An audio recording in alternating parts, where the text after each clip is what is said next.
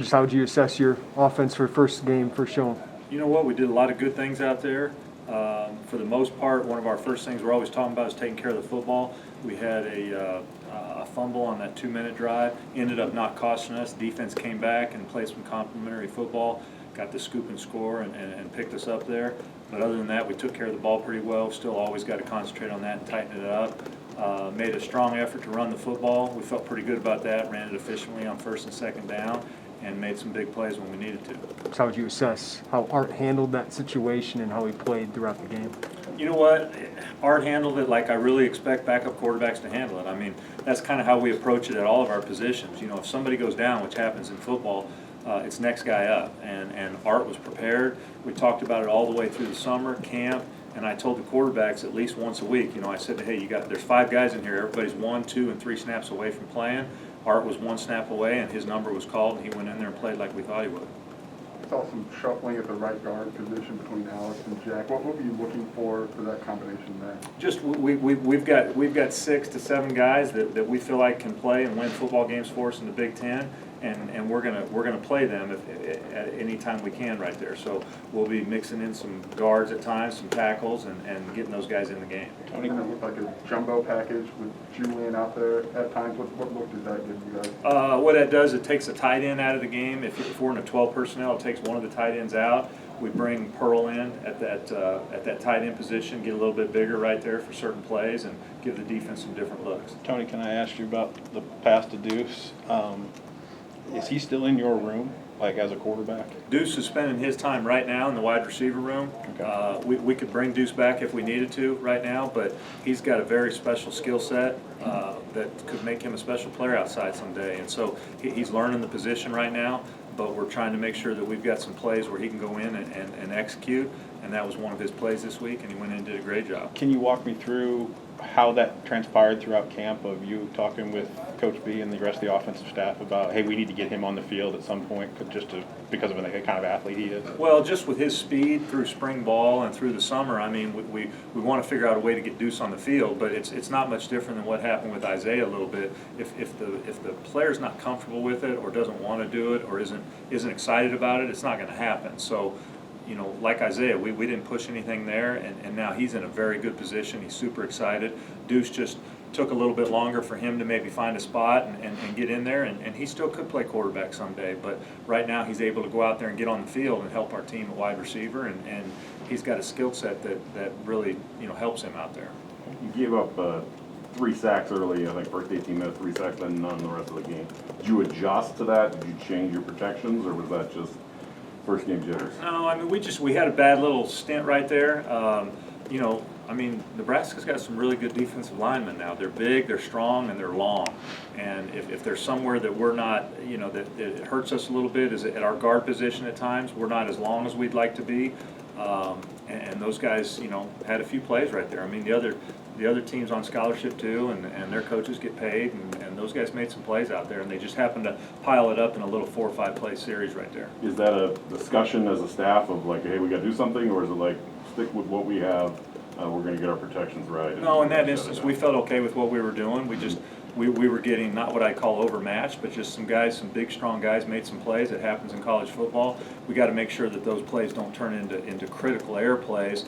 And one of them, you know, we ended up having to have a quarterback come out of the game, so that probably hurt us more than anything. Tony, Isaiah had about almost 10 touches. What was the process of trying to put together, you know, how we get him the ball? Because you got him the ball in so many different ways. Well, Isaiah's a special talent. We want to try and get him the ball as much as we can.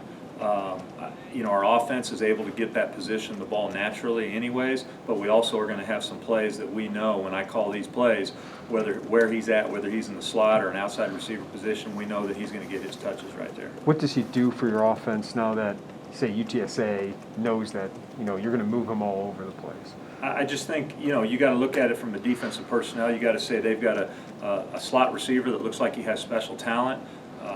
He's got really good hands. He's fluid. He can make people miss, and he's got speed, and you got to account for that on every snap.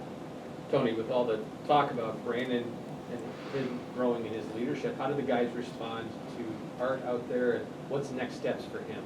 For Art? Yeah. You know what, where Art's a little bit different than BP is Art has a big personality, you know, so, you know, the team loves BP, he's our starting quarterback, but when he went down, the next guy up, Art came in, he's got a very strong personality in there. You know, the guys knew from what he had done in camp and from the way that he carries himself, they expected him to come in and play well, and that's what he did, and you know, everybody was fired up about it, and Art did a good job. How much could you tell the experience of having been a starter in the Big Ten was playing out there for him? I mean, when Art went in there, and even when we got him in camp, you could tell that he played Big Ten football. He played Power 5, he could handle himself, he'd go in the huddle, it was not a problem, it wasn't too big for him. What did you make of the way, you got a bunch of running backs in there, what did you make of the way they performed, and kind of what was the thought process of shuffling them around? We were happy with the running backs. They all played well. They had their plays. You know, we're going to need all those running backs. They might not all play evenly throughout a game, but to have 5 running backs that we feel like can go in a football game and win for us at this level, I think is a blessing. And you know, because you can go down a running back or 2 in a heartbeat. So very excited where those guys are at. A lot of carries for Mike. What have you kind of learned about Mike since he got back to campus and obviously endeared himself to 14, 15 carries? He's a good football player. He takes care of the football. He hammers the line of scrimmage, hits the hole, and when the big plays are there, he picks it up. I mean, you can trust him as a back. He's a solid running back that's got some good speed.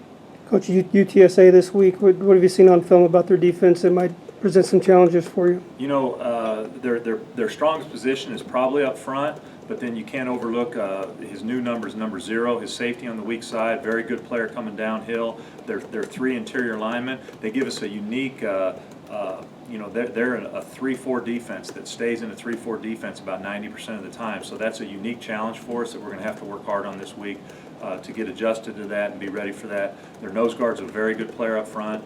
Number 2, the outside linebacker, I mean, they're strong. They're 11 returning starters. Coach, obviously football is a lot about momentum and kind of carrying it over. How important is it to get off on the right foot and continue it going this week with guys like Art and the rest of the offense? You know, I think it's big, but the most important thing for us this week is I've been doing this a lot of years. A lot of people have made this statement that the biggest improvement comes from week 1 to week 2, and it truly does over the years I've been coaching. And we got to go out there and clean up some of the things that we did wrong to make sure it doesn't happen again, and that'll give us the best chance to be successful this Saturday. Tony, knowing things could change throughout the course of the season, do you feel comfortable telling me if something had happened to Art on Saturday, who was next in line? Right now, the next guy up would be Ryan Johnson, but we've also got Matt Robinson, and they're very close right there. So to have what I consider 4 guys that I could put in a football game and feel like we could go out and function as an offense is very good, because I've been in situations before where I felt like my backup probably couldn't go in there and function at the level we needed to. What do you think about Luke Ford and his ability to kind of just make some plays there on Saturday? I mean, Luke Ford's got big-time God-given ability. I mean, he's long, he's tall, he's strong, he can run. He's the kind of guy you get the ball in his hands. He's a mismatch on linebackers. I mean, he's the kind of guy you expect to make big plays. And Luke did, you know, he went in there and did what we expected him to do. What has Ryan shown you since you've gotten him in the summer from transferring from Michigan or Northern Michigan? You know what? He's got good size. He's got strong arm, quick release. He's a quick learner, makes good decisions. I mean, we're super fortunate to have Ryan. Your first game calling, obviously the offense here at Illinois. What did you think of the atmosphere here at Memorial Stadium? You know what? I thought it was awesome. Kudos out and to the fans, and especially the student section down there. But it was a big-time atmosphere, first game of the year, back after a crazy year of COVID last year. I mean, when we came in through Grange Grove and everything, I mean, I can't tell you how excited I was. That was awesome. Just as efficient as Art was, what maybe kind of propelled that, where he goes 12, 15, and a couple touchdowns? You know what? One of our goals for the week at the quarterback position, number 1 goal was make good decisions with the football. Art was locked in on it, just like BP was, and he went out there and executed the game plan. I mean, I give him credit. He did a good job. I mean, he threw the pick that got called back and got drilled on that play. Just, Coach Bill talk about how he kind of responded to that, but what did you see? He took a. It was a bad decision by Art to throw the ball. It was the worst decision of the day, and then he took a bad hit, which ended up being a penalty, which was fortunate for us. But he got right back up and bounced in there and was ready to go.